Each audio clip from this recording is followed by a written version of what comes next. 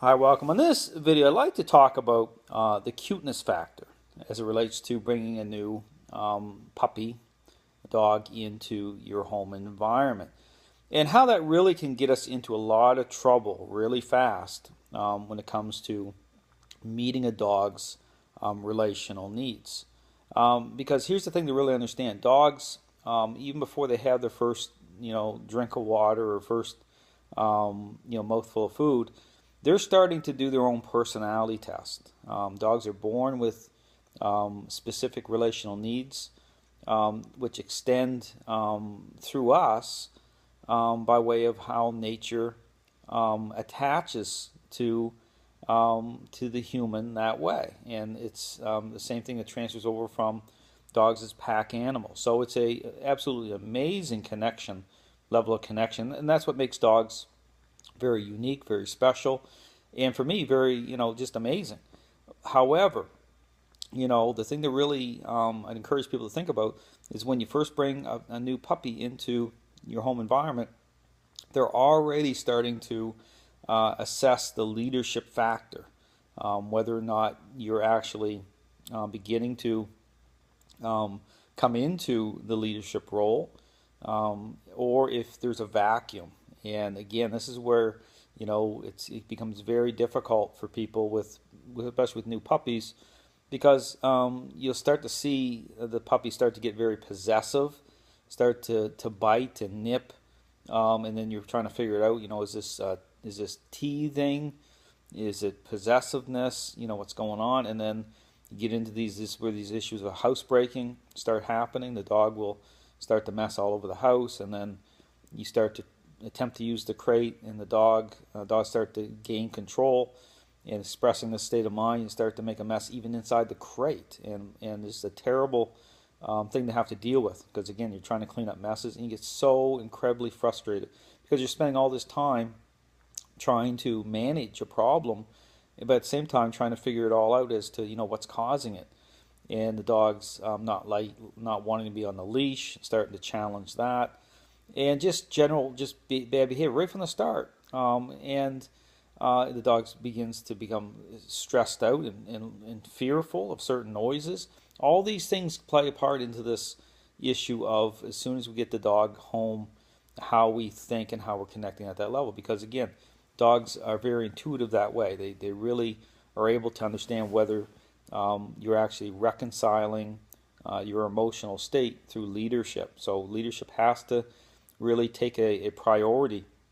Now, the issue about what does leadership look like? What's the picture of that? How do we go from a puppy? Again, the reason we bring a dog into our life is of course to meet our needs. I mean, we wouldn't have dogs unless we like dogs, unless we wanted dogs. But again, really understand, just like, again, I use a lot of these examples with being a parent, just like with children. There has to be structure. I mean, there has to be, you have to advocate boundaries and rules, and there's consequences. It doesn't mean it's unfair or unreasonable. It means that, for the greater good and for the health and welfare of a child, to advocate maturity and all those things, you have to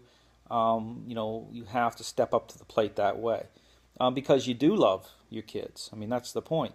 But the same holds true with dogs, in terms of bring them in, and it can't just be about just emotion and love that way. It has to be reconciled through leadership. And then here's the thing: once a dog, even puppies, just understand this. This is what I say about the process of training, how we think about training. Training is defined by meeting a dog's relational needs. I mean, once you hit a point of experiencing behavior problems, even at the puppy stage, you're already starting to enter into where you need a type of intervention, and more so than some sort of learning-based exercise. Again, I show training itself is a relational changing process. It's all about relationship.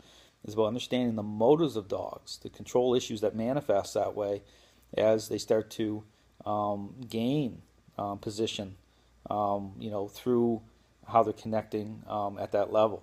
So again, I encourage people to really think about this issue about the puppy cuteness. You can't let that kind of overtake meeting a dog's relational needs, because they really do will start to gain traction that way. And then again, then as you start to deal with all these issues, just understand that that's part of it. As a dog starts to gain control, even from the puppy stage. And so you want to make sure when you bring a dog home, is right away you're starting to advocate.